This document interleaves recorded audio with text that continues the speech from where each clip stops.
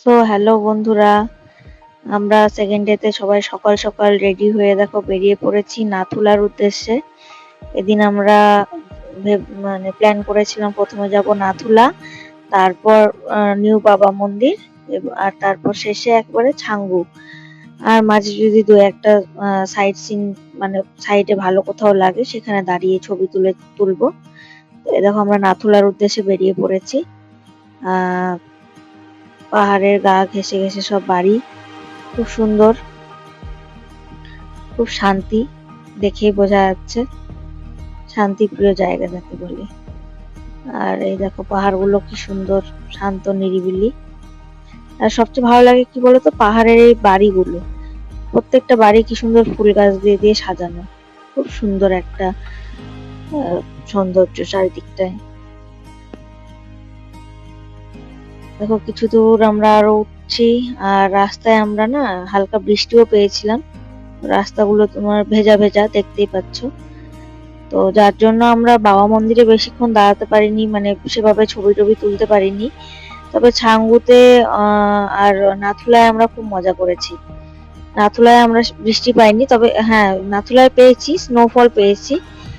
আর ছাঙ্গুতে ফেরার সময় খুব বৃষ্টি পড়ছিল, সেখানে সেরকম খুব একটা ছবি টবি তোলা হয়নি। তো দেখো বন্ধুরা আমরা যাচ্ছি, আর মেঘগুলো দেখো কি সুন্দর, রাস্তায় আমরা যাচ্ছি আর মেঘগুলো আমাদের নিচে, এত সুন্দর লাগছে এই দৃশ্যটা।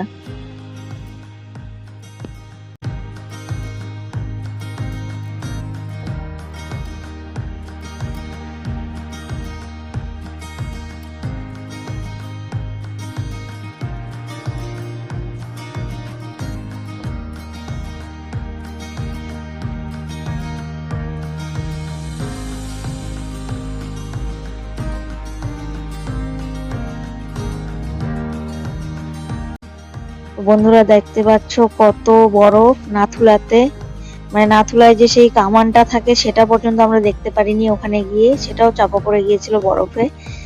আর আমরা বরফে অনেকটা উপরে উঠেছিলাম, মানে আমাদের কপালটা সত্যি খুব ভালো ছিল, যার জন্য নাথুলায় আমরা বরফ পেয়েছি এত পরিমাণে, আমরা 0 পয়েন্ট যেতে হয়নি। আর আমরা পারতামও না এইটুকু বাচ্চা নিয়ে 0 পয়েন্ট যেতে। তো যাই হোক আমাদের ট্যুরটা খুবই ভালো হলো, আর খুব মজা করলাম। আর ওখান থেকে আমরা না ড্রেস ভাড়া পাওয়া যায়, সেখান থেকে আমরা ড্রেস ভাড়া নিয়ে নিয়েছিলাম। এখানকার সোয়েটার জ্যাকেটে ওখানকার ঠান্ডাটা কাটানো যেত না, সহ্য করা যেত না আর কি।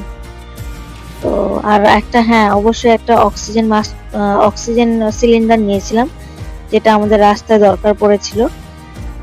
তোমরা যদি যাও তাহলে তোমরাও ওখানে ড্রেস ভাড়া পেয়ে যাবে, আর অক্সিজেন সিলিন্ডারও ওখান থেকেও কিনতে পারো, আবার এখান মানে সমতলের থেকেও কিনে নিয়ে যেতে পারো, কারণ অনলাইনে অক্সিজেন সিলিন্ডারের দাম অনেকটাই কম, ওখানে কিন্তু দামটা একটু বেশি।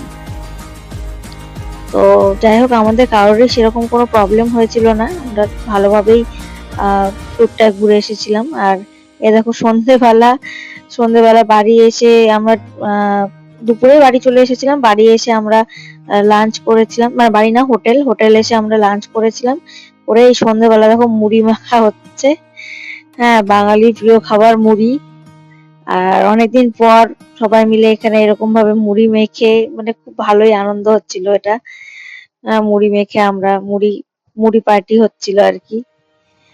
তো এখানে আমার ভাই মুড়ি মাখছে, ভাই মাসি আর আমার বোন, মাসিতো বোন, ওরা দেখো মুড়ি মাখছে। বেশ মজা হলো এই ট্যুরটাতে আমাদের। এ দেখো পেঁয়াজ গাজর কিনে এনে সব কেটে, মানে সব লোকাল মার্কেট থেকে কিনে এনে ওরা এগুলো রেডি করেছে, খাটের উপর বসিয়ে আমরা কিন্তু মুড়ি মাখা শুরু করে দিয়েছি। আবার দেখো বাড়ি থেকে আচারের তেলও এনেছে, মানে আচারও এনেছে, মনে হচ্ছিল যেন হোস্টেল লাইফে ফিরে গেছি।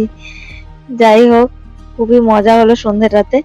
তো এরপর আমরা এখানে মুড়ি টুড়ি খেয়ে আর সন্ধ্যেবেলা বেরিয়ে গিয়েছিলাম, যেহেতু আমরা এমজি মার্গের উপরেই ছিলাম, তো এমজি মার্গে বেরিয়ে গিয়েছিলাম ঘোরাঘুরি করতে।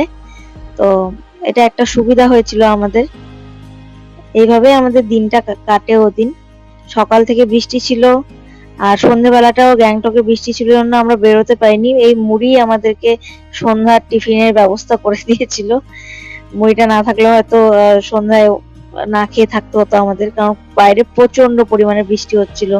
মানে আমাদের রিসেপশন, আমাদের নিচেও আমরা যেতে পারছিলাম না, রিসেপশনে যেখানে খাওয়ার ব্যবস্থা আর কি, ডাইনিং আছে ওনাদের, সেখানেও যেতে পারছিলাম না। আর দেখো বৃষ্টি থামার পর আমরা রাত্রিবেলা বেরিয়েছিলাম হেঁটে হেঁটে আবার মলে ঘুরতে। ম্যাল রোডটা মানে এই এমজি মার্টটা আমার খুব প্রিয় পছন্দের জায়গা হয়ে গেছে। এত শান্তি ওখানে, এই রাস্তায় হেঁটেও খুব আরাম, কোনো গাড়ি ঘোড়া নেই, খুব ভালো লাগছিল। আমার ছেলে তো খুব এনজয় করছিল। আর এভাবেই আমাদের দিনটা ওদিন কাটলো।